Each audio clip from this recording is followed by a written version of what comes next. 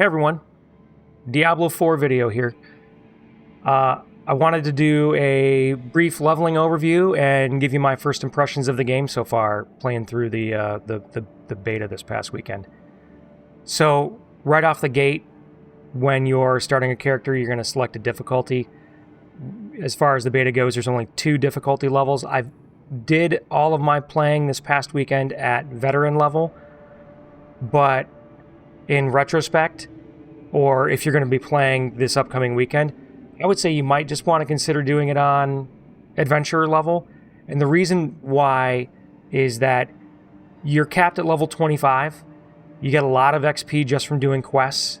The bump you get from the monster XP and the gold bump isn't really that significant. I ended up running around at level 25, still doing more stuff. So there's not going to be, you're not going to be hard pressed to get to 25 if you pick adventurer. The bosses, they weren't really that much more challenging on veteran. So I would say, especially if you're pressed for time and you just want to see some of the game, go ahead and do adventure. So I'm going to pick adventure right now and start. I already created a character. You can do all that customization stuff yourself. Starting off, the game is really narrowly focused, like the skill system. You'll see I have like one ability here, right? Just attack. As you level and start gaining skill points, that's where you start gaining some more diversity. Now, you'll see here, I have to have 3 skill points before the next skill slot opens up. I have to have 7 before the slot after that opens up, and so on. But once you get your first skill point, all of a sudden it's like, oh, I've got 4 things I have to think about here. Do I want to do, arc lightning or firebolt or frost or spark? And as you continue through this leveling experience, it's going to expand. It's going to become even more nuanced, and you start developing synergies through your skills. Now, you're looking here and you go, hey, look, you've already got a couple skill points available. Well, how did that happen?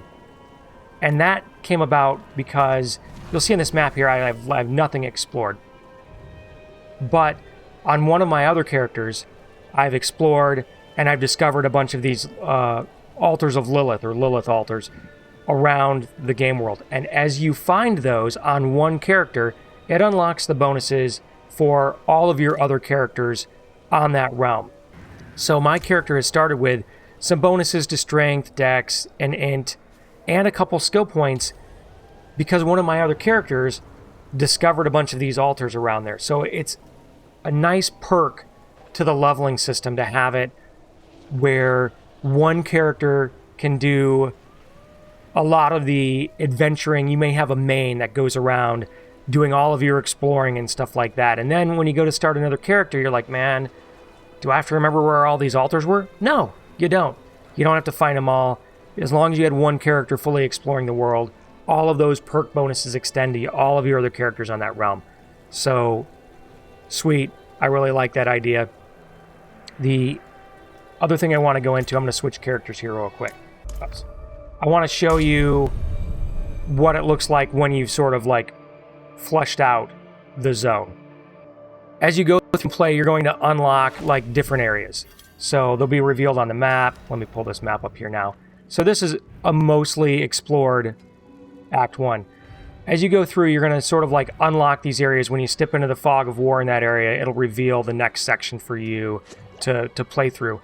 And as you clear out certain evil towns or find a stronghold and clear out the stronghold, you will, maybe those townsfolk will turn into vendors and healers, and maybe you'll unlock a waypoint that you can access later on through Kyovashad as you travel around.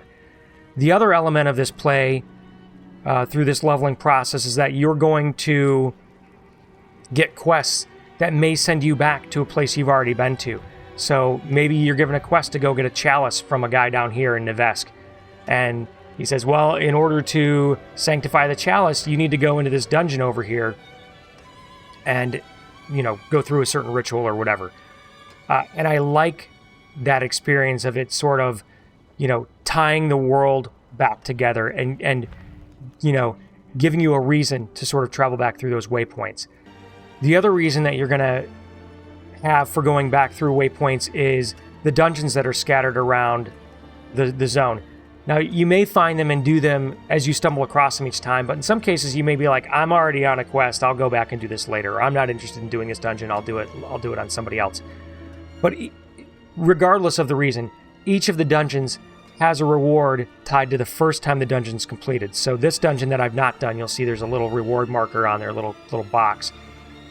So the first time this dungeon's completed, it will unlock this aspect that is an item enchant that is only good for druids. And you'll see, like here, if I open my items, I have all these aspects on here, and this is an imprinted aspect on here.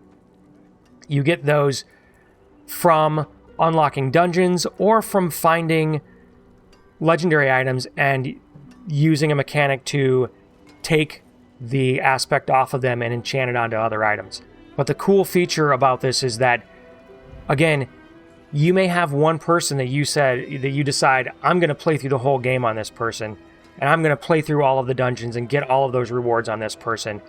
All of those bonuses that you find on the Altars of Lilith and all of those unlocks that you find the first time you run through a dungeon, those are unlocked for all of your characters on the realm, regardless of whether they're brand new or they're still sitting there.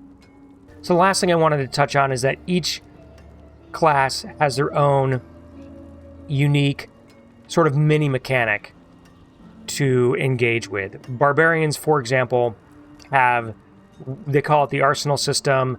You have, 2 one-handed weapons and 2 two-handed weapons. And depending on the type of attack you're doing, it'll utilize those different weapons. And you will skill up. You'll actually gain skill levels. This is a panel that the other classes don't have access to because it's unique specifically to the barbarian. They each have their own mini mechanic for you to engage with in the game.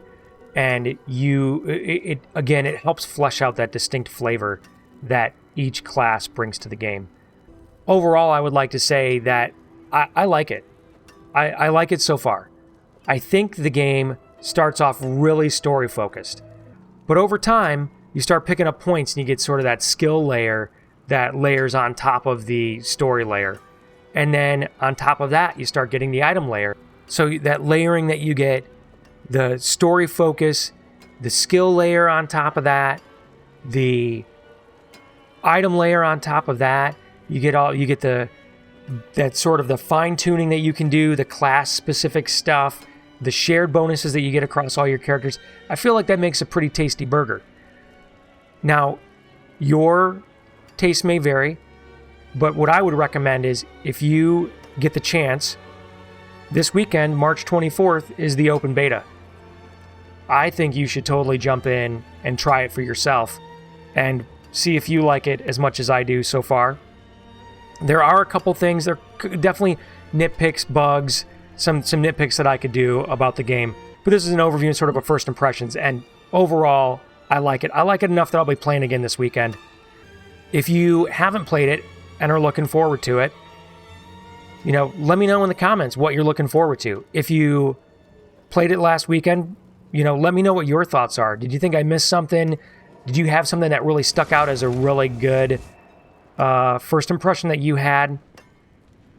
Please let me know. And please don't forget to tap that like button, touch the monkey and subscribe. Check out the other videos I've got on my channel. Let me know if there's any other games that you want to see played. I'd really appreciate your feedback and your support. And I'll see you next time. Thanks.